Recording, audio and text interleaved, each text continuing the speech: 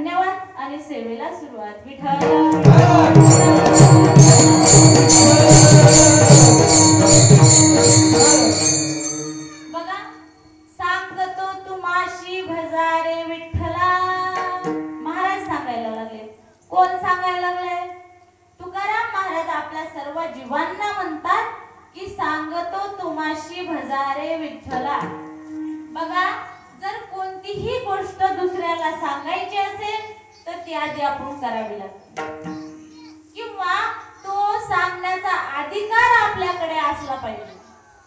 अधिकार नसल तर आपण कुणाला ज्ञान शिकवू शकत? जे आपल्याला येत नाही ते आपण दुसऱ्याला काय सांगणार आहेत असं करा म्हणून? त्याचा अगोदर आपल्याला अनुभव लागतो आणि मग आपण दुसऱ्याला सांगू शकतो. मग तुकाराम महाराजांचा जर अधिकार पाहायला गेला ना तर किती अधिकार आहे. एक दृष्टांत आहे बघा. जेव्हा तुकाराम महाराज शौचालयाला बाहेर गेले होते ना तेव्हा सुद्धा बसल्याच्या नंतर तुकाराम महाराज रामकृष्ण हरीचं भजन करत होते. आणि मग जेव्हा काय ब्राह्मण आले का त्यावेळेस तुकाराम महाराज, कोणते तुकाराम महाराज बघितलं तर शौचालयाला गेले आणि भजन म्हणतात रामकृष्ण हरीचं. मग ब्राह्मणांचा अगोदरच ते विधी असतात वेगवेगळे. मग ह्यांना वाटलं असं कस काय. तुकाराम महाराजांची जीभ धरली आणि बाहेर ओढली. ओढल्याच्या नंतर तुकाराम महाराजांच्या रोमामधून रामकृष्ण हरीचा जेव्हा आवाज आला ना त्यावेळेस त्यांचा अधिकार काय आहे ते कळालं. मग जे एवढं जग हरी भजनी हे धवळीले जग, ज्या तुकाराम महाराजांनी ह्या सगळ्या जगाला हरिभजनाने वेड लावून टाकलं, असे तुकाराम महाराज एवढा मोठा त्यांचा अधिकार आहे. आणि ते तुकाराम महाराज आपल्याला सांगतात की सांगतो तुम्हाशी भजारे. एवढा अधिकार मोठा आहे. अगोदर माहित नसल्यावरच सोडा, पण जेव्हा तुकाराम महाराजांचा अधिकार त्या लोकांना माहित झाला ना तेव्हा बघा, आपण मित्राचं वर्णन करीन यात काही नवल नाही, किंवा आपण आई वडील मुलाचं वर्णन करते याच्यात सुद्धा काही नवल नाही. स्नेहापोटी प्रेमापोटी माणूस एकामेकाचं वर्णन करतो, किंवा स्वार्थापोटी आपण एखादा मंत्री जरी मागं पुढं लोक नावं बी ठेवत असले तरी तोंडावर काय केलं स्वार्थासाठी त्याला आपण चांगलंच म्हणतो. पण तुकाराम महाराजांच्या जीवनाचा जर विचार केला तर जवळचं असं कुणीच नाही. तुकाराम महाराजांचा कट्टर वैरी रामेश्वर विठ्ठल हा तुकाराम महाराजांचा कट्टर वैरी होता. पण ह्याला सुद्धा म्हणावं लागलं तुकारामांचा अधिकार यानंच वर्णन केला. लिहिला कुणी अभंग? भट्टांनीच लिहिला. काय?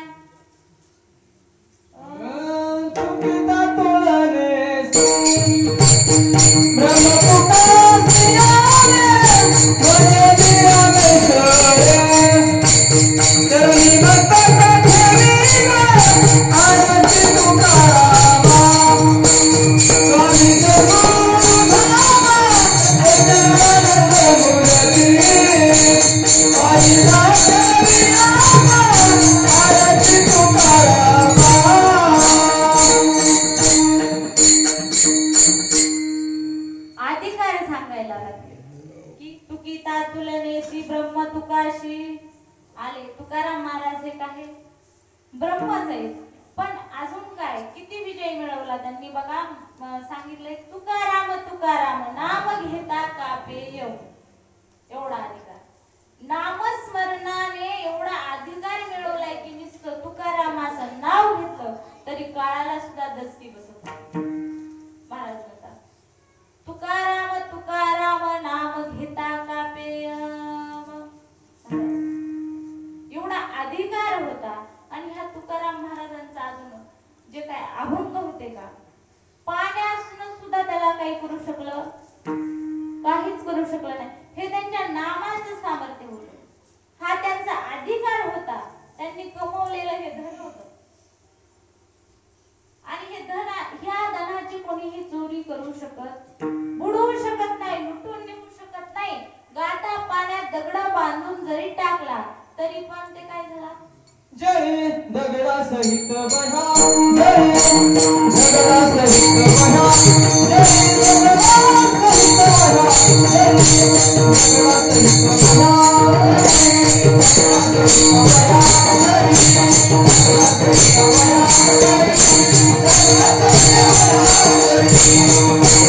बना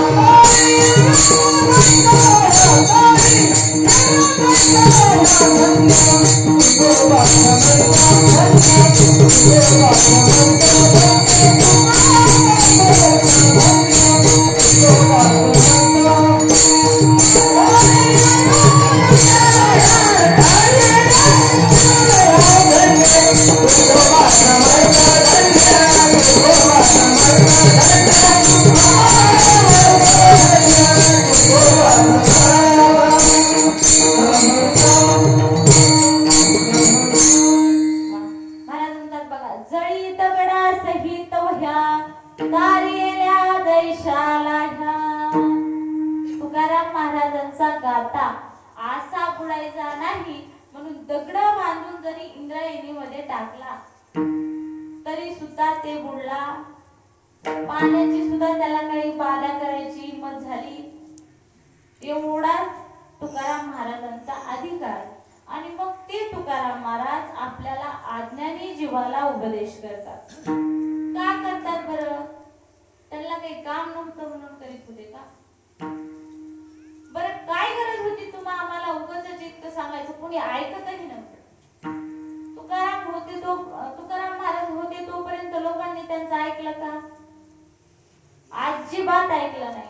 सर्व संतांना एवढा त्रास भोगावा लागला.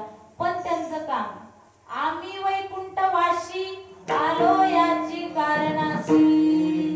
जगाचं कल्याण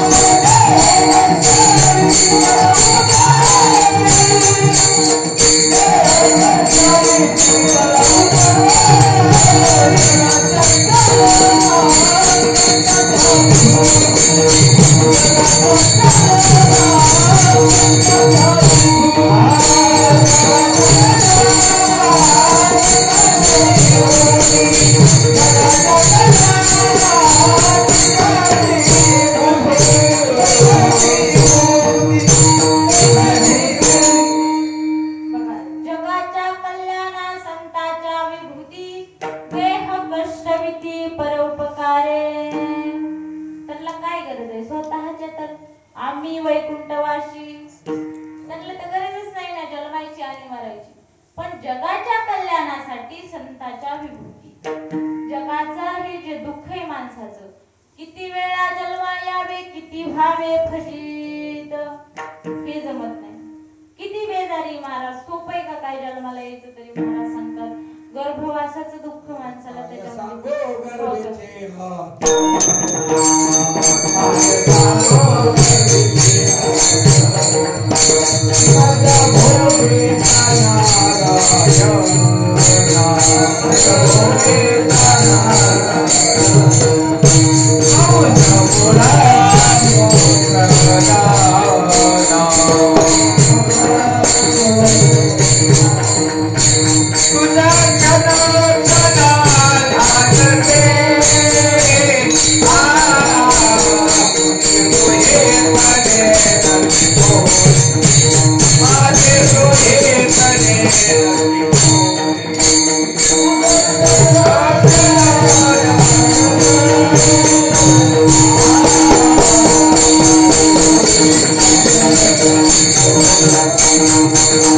Thank you.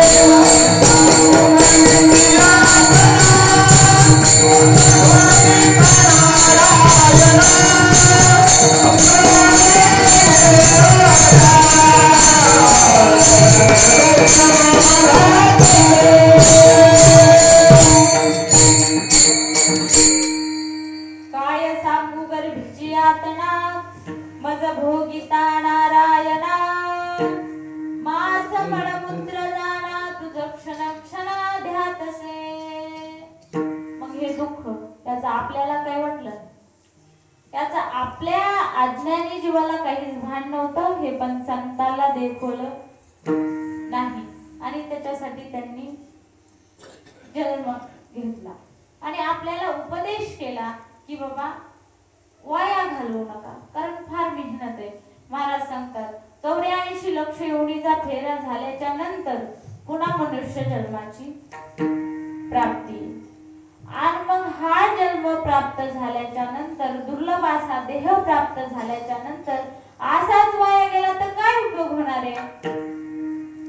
म्हणून संतांनी आपल्याला सांगितलं, कारण त्यांना या देहाचं महत्व काय ते माहित होतं. कारण या देहाने माणसाला काय प्राप्त होतं. महाराज म्हणतात नर देहाचे साधने आणि सचितानंद पदवी घेणे हे सामर्थ्य ह्या देहामध्ये आहे. पण तुम्हा आम्हाला कळालं नाही. महाराज म्हणतात जीव जन्माला आला, ज्याला ह्या मृत्यू लोकामध्ये नरदेह प्राप्त झाला ना, या आनंदाचं त्याला काही भान राहिलं नाही. इथं जन्म घेतल्याच्या नंतर माणूस प्रपंचातच गुंतला, कारण आपल्या घरात जे वातावरण असतं का ते माणसाला लागत. आपण ज्या वातावरणामध्ये वाढतो का तसं माणसाला संस्कार घडत असतात. मग आपल्या आजोबांनी तेच केलं, पजोबांनी तेच केलं, वडील तेच करतात. मग आपण जन्माला आल्याच्या नंतर आपल्याला सुद्धा काय लागतं, प्रपंचच आपल्या सुद्धा भाग लागतो. आणि मग असा प्रपंच करता करता आपल्याला देवाची आठवण सुद्धा होत नाही, आठवण होत नाही. पण आठवण करून देण्यासाठी कोण आहे,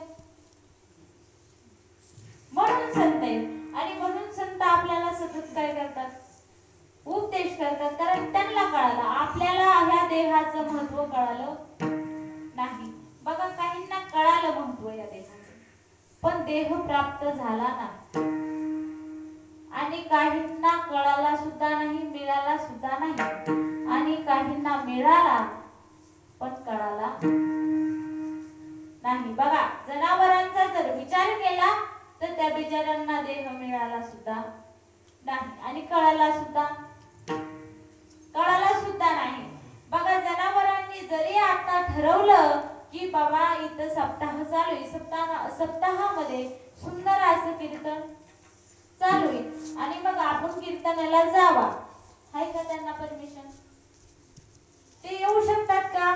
येऊ शकत नाहीत. म्हणजे त्यांना हा देह मिळाला नाही आणि कळाला सुद्धा नाही. आणि काहींना या देहाची इच्छा, या देहाचं महत्व कळतंय. इथं आल्याच्या नंतर देवाच्या नामस्मरणामध्ये काय आनंद आहे, इथं प्रसादाची प्राप्ती, हे सर्व कळतंय. पण त्यांना हा देह मिळाला नाही. कोण? महाराज म्हणतात स्वर्गीचे आमार इच्छिता ती देव, स्वर्गीचे आमार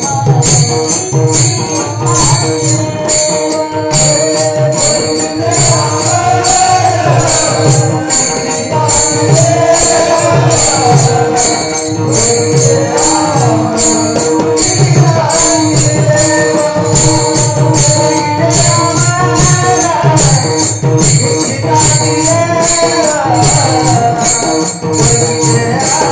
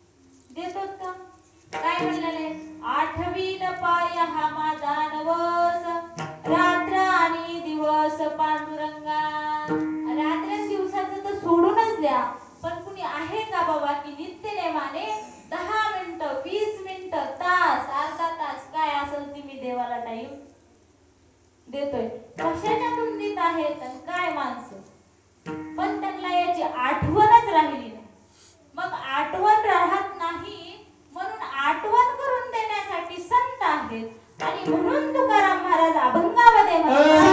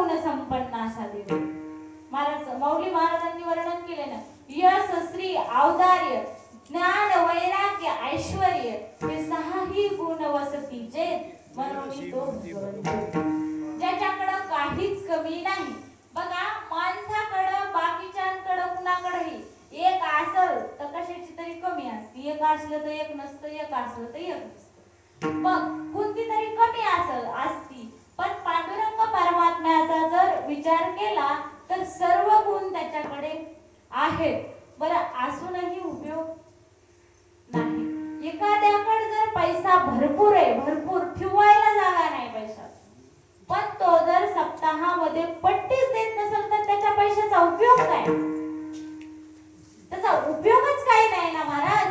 जर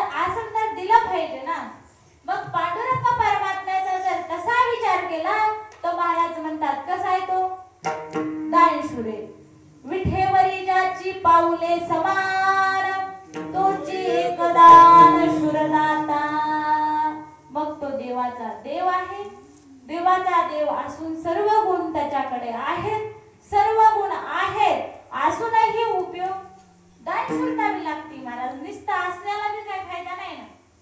तसा जर कुठंच उपयोगाला तो माणूस येत नसेल तर काय करायचं, त्याचा उपयोगच काय. मग सर्व काही असून महाराज म्हणतात तो दानशूर सुद्धा आहे, तो द्यायला तयार सुद्धा आहे. म्हणून महाराज सांगतात तुम्हाला जर देव प्राप्त करून घ्यायचा असेल किंवा देवाकडून जर काही प्राप्त करून घ्यायचा असेल तर तो देण्यासाठी सुद्धा दानशूर आहे. म्हणून मी तुम्हाला सांगतो तुम्हाशी भजारे विठ्ठला. कारण सर्व गुण संपन्न आहे तो तुम्हाला देणारा आहे. देऊन बघा, ज्याचं भजन केलं का त्याच्यासाठी तो काहीही करायला तयार आहे, काहीही करायला. त्याचं जर भजन केलं अजिबात लाज रे साधावया भक्ती काज नाही लाज धरीत. कोणतं जर भक्ताचं काम करायचं असेल ना महाराज तर त्याला कधीच लाज वाटत नाही. मी एवढा मोठा आहे असा कधीच त्याला गर्व येत नाही. महाराज सांगतात भक्तांचं प्रत्येक काम करण्यासाठी जिथं हाक मारावी तिथं तो उभा. भक्त राखे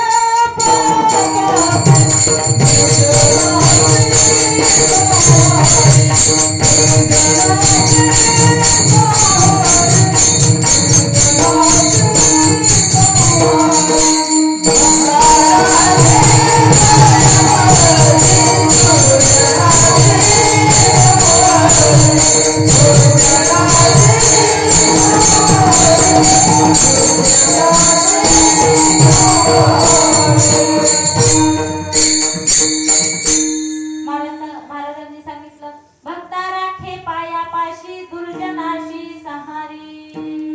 बघा आणि खरे दृष्टांत सांगू का याला. दृष्टांत जर याला सांगायचा झाला तर बघा भक्त प्रल्हादाचा दृष्ट. हिरण्यकश्यपू हा कसा होता, दुष्ट होता, अतिशय दुर्जन होता. पण त्याचा जो मुलगा होता ना छोटा, तो भक्त प्रल्हाद, त्याला देवाची फार आवड होती. आवड म्हणजे काय, बालपणापासूनच नारायण नारायण. आणि हिरण्यकश्यपूला तर बघा नारायणाची फारच वीट होता. सगळं काही ज्या ब्राह्मण लोक आहेत त्या सर्व मंडळीला अजिबात भजन वगैरे काही पूजन करू देत नव्हता. त्याच्या राज्यामध्ये कोणी देवाचं नाव सुद्धा घेतलेला त्याला जमत नव्हतं.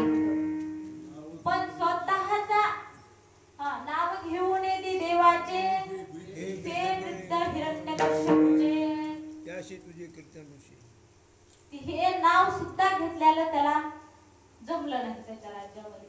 पण घरीच नाव घेणार जन्माला आल्यावर मग भक्त प्रल्हाद हा लहानपणापासूनच भजन करायचा, सारखं देवाचं नारायण नारायण, प्रत्येक क्षणालाच नारायण नारायण म्हणत होता. मग आता काय उपाय करावा बघा. किती जरी दुष्ट असला ना माणूस तरी लेकराच्या पुढे माणूस थोडस बारीकच होते ना. ऐकून घेतलं, लई वेळेस सांगितलं बाळा हे मला आवडत नाही, तू हे नाव घेत जाऊ नको. इतकं सांगून सुद्धा भक्त प्रल्हादाने ऐकलं नाही. तेव्हा त्याला काय केलं, आसुरी विद्या जी असते का तर शाळेमध्ये टाकलं, कारण विसर पडल म्हणून. मग तिथंही टाकलं तरी भक्त प्रल्हादाला काही फरक पडला. उलट ह्यानं काय केलं, तिथं जे दुसरे विद्यार्थी आहेत का त्यांना जमवायचं आणि मस्त भगवंताच्या सगळ्या गोष्टी सांगायच्या. त्यांना सुद्धा एवढा छंद लागला त्या गोष्टीचा, ते सुद्धा ते सगळं सोडून भजनच म्हणायचं शिकले, बाकीची विद्या सोडून. मग त्या गुरूंनी आणून सोडलं वापस भक्त प्रल्हादाला. म्हणले हे तर ऐकत नाही, पण आहेत ह्या मुलांना सुद्धा काय ह्यानं सगळं भगवंताचंच वेळ लावलंय. मग असा ऐकत नाही म्हणून बापाने निष्ठुर झाला शेवटी आणि फार त्याला मारण्याचे प्रयत्न केले. तरी पण काय भक्त प्रल्हाद, कारण देवाचं नाव होतं ना, त्याला आपल्याला कढईमध्ये टाकलं तरी त्याला काहीही झालं, काहीच झालं केला तरी पण तो मेला नाही. शेवटी कदरून कदरून कश्यपूने विचारलं, सारखा म्हणतो नारायण नारायण, कुठे तुझा नारायण? तेव्हा भक्त प्रल्हादाने सांगितलं, ते कश्यपूने विचारलं की बघ कुठे तुझा नारायण, दाखव ह्या खंब्यामध्ये नारायण आहे. की लगेच दुर्जनाने त्या खंब्यावर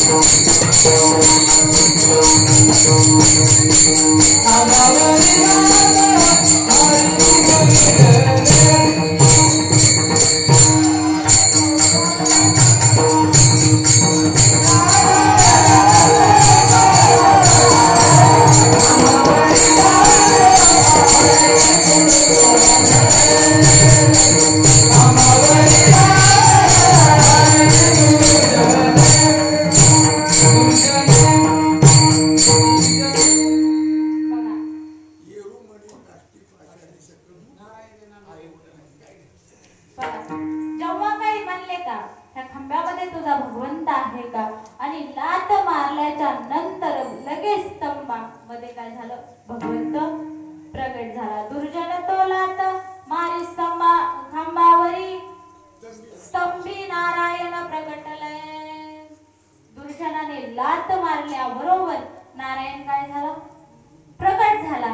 आणि प्रगट झाल्याच्या नंतर नरसिंह भगवंताचा अवतार घेतला. परंतु त्याने एवढं उग्र तप केलं होतं, आणि तप केल्याच्या नंतर असं मागितलं होतं की मला दिवसा मरण नको, रात्री नको, शस्त्राने नको, अस्त्राने नको, सजीवाकडून नको, निर्जीवाकडून नको, असं बरंच काही त्याने वर मागून घेतले होते. कारण पहिलं तर त्यांनी मागितलं होतं मला मरणच नको, पण देवाने सांगितलं असं तुला मागता येणार नाही, कशाने नको हे माग, पण मरण नाही असं कुणाला म्हणता येणार नाही, कारण जन्माला आहे त्याला मरावंच लागणार आहे. मग नंतर त्याने अशा काही अटी मान्य करून भागितलं मरण. मग देवानेही त्याच्यासाठी नरसिंह अवतार, कारण मनुष्याकडूनही नको, प्राण्याकडूनही नको, म्हणून देवाने नरसिंह अवतार धारण केला. आणि नंतर सजीवाकडून नको, निर्जीवाकडून सुद्धा नको, म्हणून हिरण्यकश्यपूला भगवंताने आपल्या नखाने मारलं.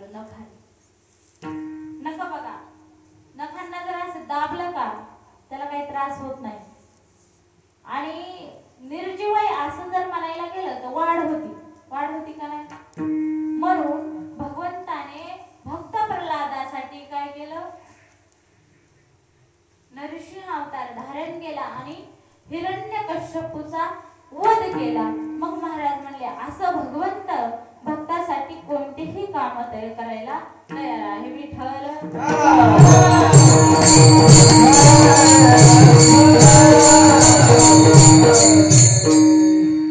बघा, जे भावनेनं नामस्मरण करतोय देव त्याला जे पाहिजे त्याच्यासाठी काहीही करायला तयार आहे. बघा, तो तर मनुष्य होता आणि नामस्मरण करत होता, पण दुसरी एक भागवतामध्ये कथा वर्णन केलेली, नक्र आणि हत्तीची. जो हा हत्ती होता ना, महाराज म्हणतात त्याला तर काय देवाचं भजन वगैरे काहीच माहित नव्हतं, पण जेव्हा मुलं बाळ सगळे घेऊन आनंदामध्ये तो त्या जलाशयामध्ये क्रीडा करायला गेला, त्यावेळेस काय झालं, ते नक्र हे ह्यांचं वैर होतं पहिलं वैर होतं. मग ह्याला ही वैरी आपला एवढा आनंदाने क्रीडा करतोय हे देखवलं नाही, म्हणून त्याने हत्तीचा पाय असा घट्ट पकडला, सोडला नाही. त्यावेळेस त्याला 60,000 बायका आणि 80,000 मुलं होते त्या हत्तीला सुद्धा. पण जेव्हा त्याचा नकराने पाय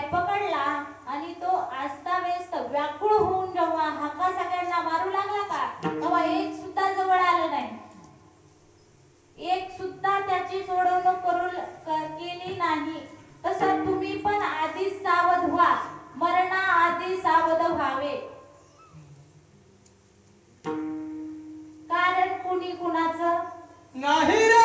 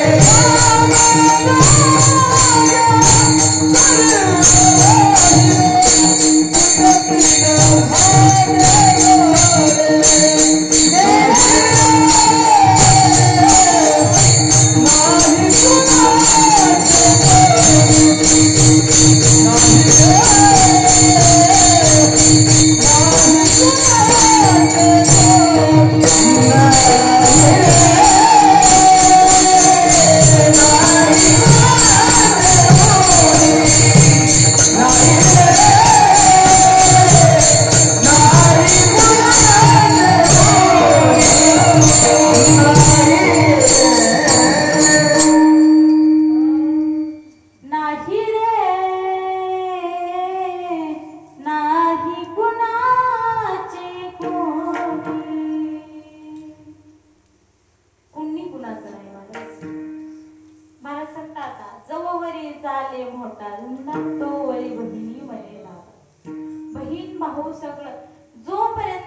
शरीरामध्ये सामर्थ्य आहे, जोपर्यंत आपल्याकडे पैसा आहे तोपर्यंत सगळेच नातेवाईक म्हणतात आमचे दादा. प्रत्येकाच्या तोंडातून बघा, एखाद्याला जर थोडं काही कमी असलं ना त्याचं कुणी नाव सुद्धा काढीत नाही, हे आमचा जवळ नाही सुद्धा म्हणत नाही. आणि त्याला माणूस बरा असू द्या, ते लांबचा जरी असला तरी माणसं त्याचं नातं सांगते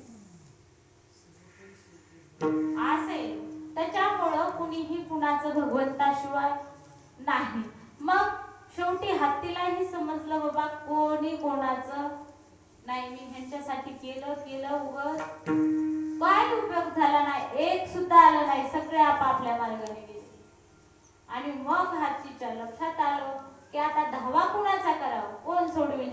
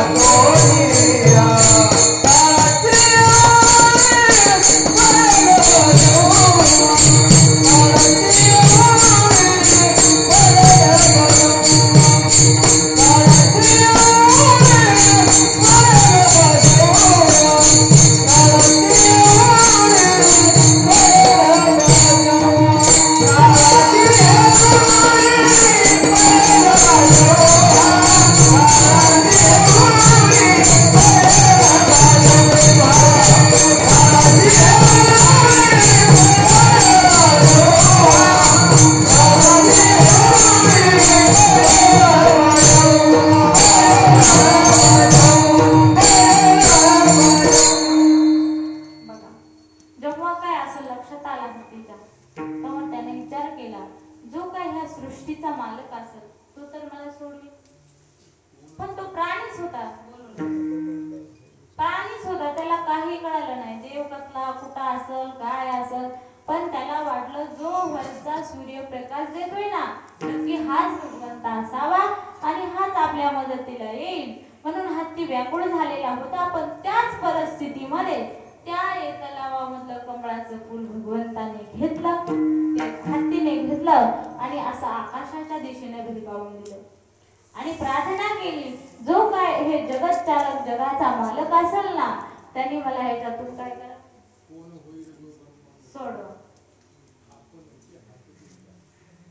सोडवण्याची जेव्हा विनंती केली का त्यावेळेस मग भगवंत आला. इतक्या फास्ट आला की गरुडाला सुद्धा विचारलं नाही, डायरेक्टली भगवंत आला. वरचं फूल त्याच्यापर्यंत पोहोचतंय का नाही तोपर्यंत भगवंत आला आणि गजेंद्राचा उद्धार केला. आणि म्हणून महाराजांनी सांगितलं की तुका म्हणे तुला सोडविना कोणी आणि एका चक्र पाणी वाचवनिया. मग आपलं सुद्धा तसंच आहे, आपल्यालाही इतर कोणीही सोडवू शकत नाही. किती जरी प्रपंच केला तरी मागचा जरा विचार करा की आपले वडील आपले आजोबा हे काही इथलं घेऊन गेलेत का?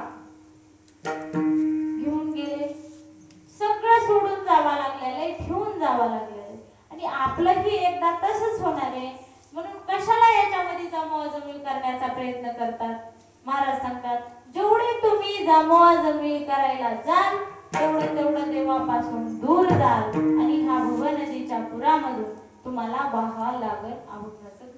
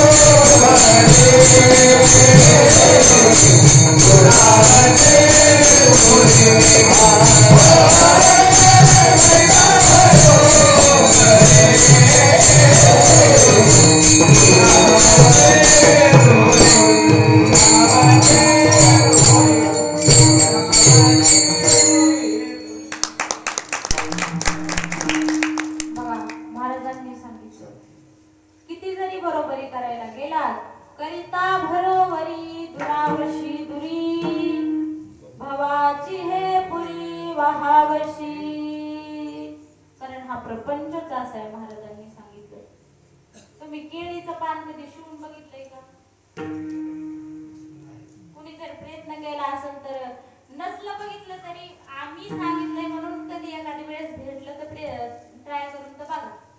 कारण जर केळीचं पान जर आपण शिवायला गेलात का, जिथून आपण शिवलंय का तिथूनच असं फाटत येते.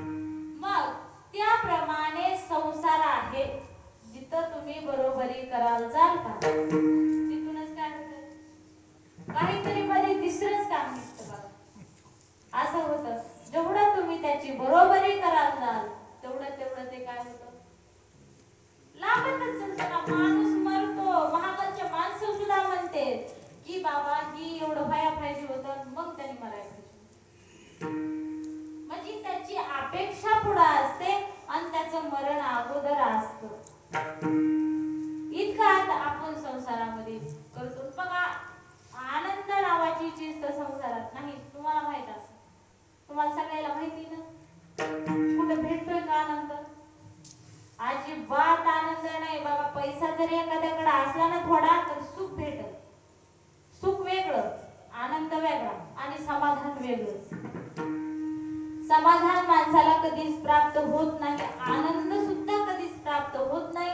थोडं तर माणूस सगळ्यात थोडी जास्तच जमीन असेल, थोडा जास्तच पैसा असेल, थोडी नोकरीचा असेल तर ठीक आहे, माणूस कसा आहे सुखी राहू शकतो. कारण जे आपल्याला पाहिजे का त्या गरजा पूर्ण होऊ शकतात. जास्त काही माणूस अडचणीत येत नाही. पण त्या माणसाला असून सुद्धा समाधान नसतं आणि आनंद काय असतो हे तर माणसाला माहीतच नाही. महाराज म्हणतात मिळतच नाही, कारण मार्ग चुकल्यावर कुठून सापडत. बीडला जायचं असल्यावर जर परळीलाच निघालात तर भेटन कुठून, कारण महाराजांनी सांगितलंय ना, संसार दुःख मूळ चहूकडे, विश्रांती नाही कोठे आणि रात्रंदिवस तर. संसारामध्ये सुख नाहीच कुठं, किंवा दुःख बांधवली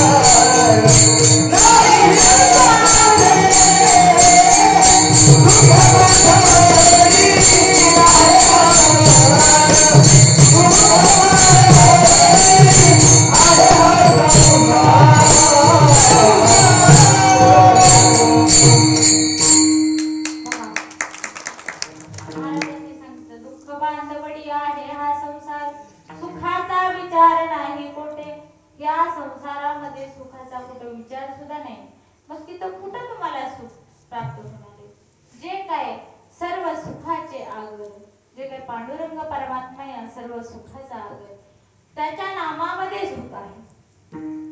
सगळं सुख तिथं आहे महाराज म्हणतात. मग इथं काय सुख? सगळं सुख कुठे? भगवंताच्या नामामध्ये. बरं आहे का नाही? आहेच म्हणून असं खरं काय सांगतात तुम्ही? तुम्हाला सगळ्याला अनुभव घ्यायचा आहे का आहे का नाही?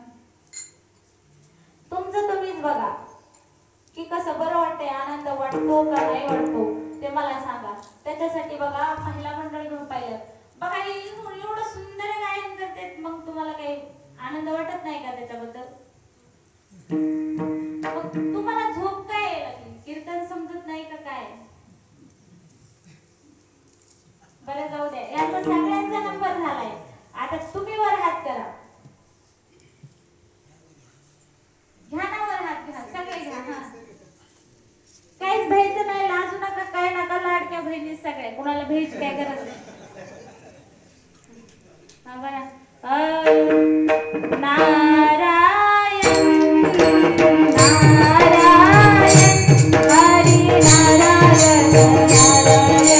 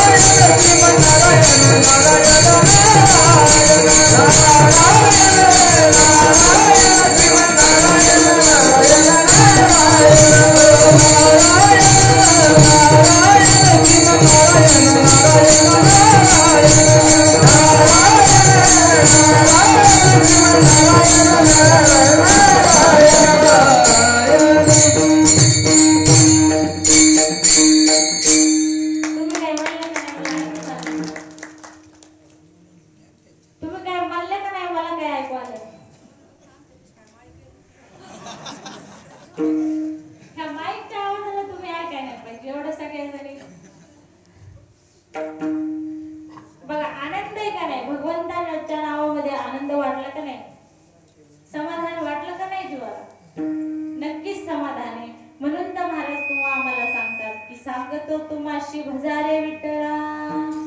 तुम्ही सगळ्यांनी सुंदर नामस्मरण केले. खरंच मला सुद्धा अभिमान आहे ह्या गोष्टीचा. छान भजन केलं. काय करा तुम्ही सगळे यांच्यासाठी बी एकदा आणि तुमच्यासाठी एकदा टाळ्या वाजवा सगळे. तुमच्या सगळ्यांना धन्यवाद. बघा भगवंताच्या नावामध्ये फार आनंद आहे. हा दुसरीकडे कुठंच पाहायला भेटत नाही. हे जर आनंद घ्यायचा असेल तर इथंच यावं लागतं, अन्यथा इथं नाही. बघा आणि येत जा. जेवढा काय वेळ देणं होत. प्रपंचिक माणसे तुम्ही मला माहिती आहे. कारण काही जरी केलं तरी माणसाचं पोट थोडंच राहते. त्याच्यापुरते तर सगळ्याच माणसांना लागत आहे. आज संसार करू नका असं आमचं सुद्धा म्हणणं नाही, पण नक्कीच टायमा टायमी परमार्थासाठी वेळ देत जा. धार्मिक कार्यक्रमाला सहकार्य करत जा. कारण काय ना तेच आपल्या सोबत आहे, दुसरं काहीच नाही. राजा रावण हा एवढा श्रीमंत होता. तुम्हा सगळ्यांना माहिती त्याची श्रीमंती, त्याचं नगर सोन्याचं होतं. पण त्यानं सुद्धा काही संग नेलं का? नाही नेलं. आपलंही काही नाही महाराज, तसंच आहे. म्हणून नाही जरी पूर्ण वेळ देता आला तरी थोडा थोडा वेळ देत जा. कारण भगवंताला काही दुसऱ्या गोष्टीची गरज नाही. बघा आता काही माणसांना म्हणणं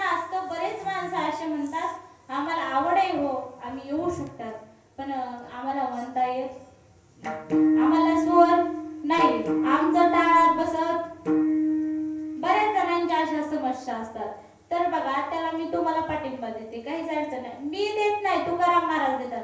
नाही जरी तुझा मधुर उत्तर दिदला स्वर नाही देवे, नाही तयावी न भुकेला विठ्ठल, येईल तैसा बोल रामकृष्ण. याची सुद्धा गरज नाही. तुम्ही जर गीता अडकायलात ना, काळजीच करू नका, जसं येईल तसं म्हणायचं. म्हणजे काय कसंही म्हणा, असा काही माझा उद्देश हेतू नाही. जर चांगलं येत असेल तर दुधात साखरच आहे, पण जरी नसल येत तरी काही अडचण नाही.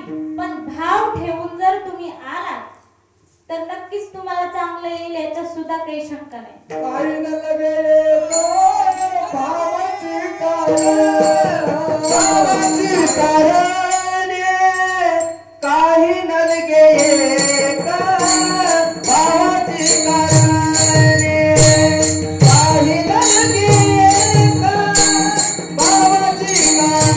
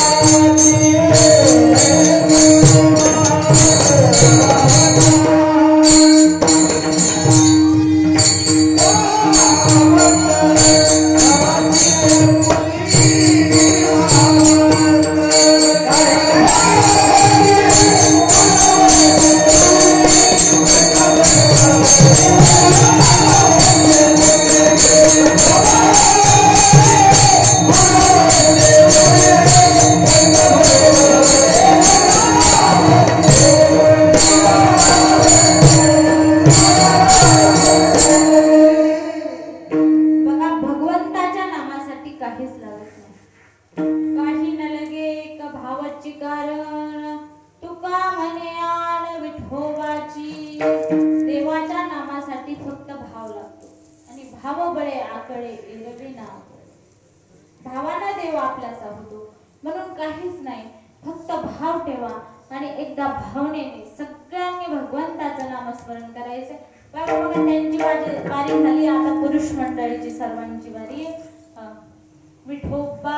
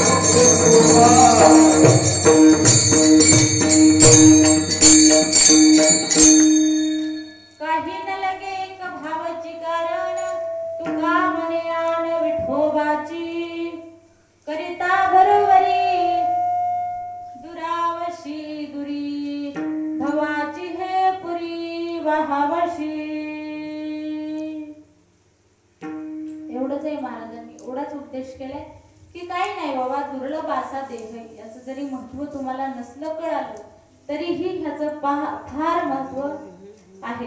कठीण आहे मिळणं, त्याच्यासाठी मिळालंय तर सगळं काय करा, सत्कार्याला सहकार्य करा, भगवंताचं नामस्मरण करा, भावनेने करा. कसंही येऊ दे, असं तेव्हा तसं तेव्हा असं काही अडचण नाही, जसं येईल तसं, पण भावनेने भगवंताचं भजन करा. एवढंच. बघा या अभंग सांगतो तुम्हाशी भजारे विठ्ठला, नाही तरी गेला जन्म वाया. या अभंगावर जसं मला बोलता आलं तसं मी बोलण्याचा प्रयत्न केला. कारण अभंग हा तुकाराम महाराजांचा आहे आणि याचा अर्थ मी करावा एवढं माझं काही ज्ञान नाही. पण जसं माझ्या बुद्धीला झेपलं, जशी माझ्या गुरूंची माझ्यावर कृपा झाली, तसं मी तुम्हाला सांगण्याचा प्रयत्न केला. याचा असाच अर्थ आहे असं माझं म्हणणं नाही. आणि एक ना तरी बालक बोबडा बोली, का बांगुडा विसुका पाऊली, ते चोज करोनी माऊली रेखे जेवी. जसं तुम्ही सर्व मायबाप मंडळींना मी एक लेकरू आहे, आणि लेकरू बघा जरी बोबडं बोललं सुरुवातीला तरी काय वाटत असतो, आई वडिलांना आनंद वाटत असतो. म्हणून जे काय असेल ते आई वडिलांचं अंतकरण करून जे काय योग्य वाटलं असेल ते भगवंताचं गुरुवरायांची कृपा, काही जरी तुम्हाला अपशब्द वाटले असतील, अयोग्य असेल, तो माझ्या वाणीचा दोष, आई वडिलांचं अंतकरण करून क्षमा असावी. झालेली सेवा सर्व मायबाप श्रोतेंच्या चरणी, भगवंताच्या चरणी आणि गुरुवर्यांच्या चरणी समर्पित करून सेवेला पूर्णविराम. ज्ञानेश्वर माऊली,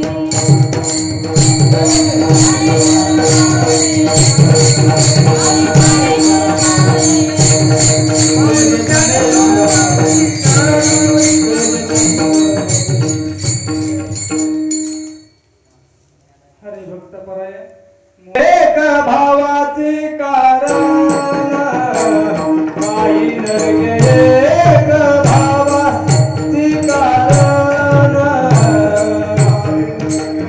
एक भावाचे कारण, काही नरगे, एक भावाचे कारण, काही नरगे, एक भावाचे कारण, काही नरगे, एक भावाचे कारण.